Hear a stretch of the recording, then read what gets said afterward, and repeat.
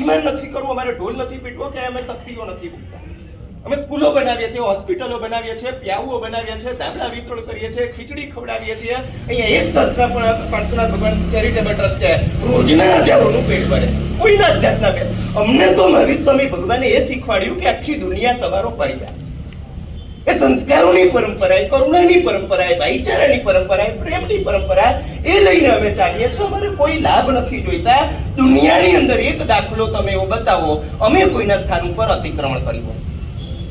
સ્વામીજી, હવેની શું રણનીતિ રહેશે? કઈ રીતે તમે આ જે ઘટના બની પુનરાવર્તન ના થાય તે માટેના પ્રયાસો હાથ ધરશો? અમારો પ્રયાસ એટલો છે, તમે રણનીતિ શબ્દ બોલો છો, આમ જુઓ તો બરાબર છે, કારણ કે આમ જોઈએ તો અમે લડતા નથી. સમાજની એક આસ્થા દુભાઈ છે, એટલે આને રણનીતિ જ કહેવી પડે, કારણ કે રણનીતિ કરો તો જ સમાજ બચી શકે. અમારું શાંતિપૂર્ણ આંદોલન છે. અમારે હવે આશ્વાસન જોઈતું નથી, અમારે માત્ર વાતો જોઈતી નથી. હવે અમારે રિઝલ્ટ જોઈએ છે. રિઝલ્ટ ના મળે ત્યાં સુધી અમારે અહીંયાથી હટવું નહીં. અમે કોઈને નડવા નથી માંગતા, કોઈને તકલીફ કરવા નથી માંગતા, અમને કોઈના પણ પ્રત્યે દ્વેષ નથી.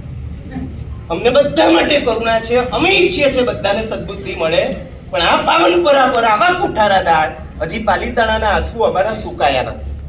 અમે લાખ ને 1.5 લાખ ભેગા થયા છે, આશ્વાસનથી વધારે અમને કંઈ મળ્યું નથી. 1.5 વર્ષ થઈ ગયું, હજી પાલીતાણા એવી જ સમસ્યાઓથી પીડાઈ રહ્યું છે.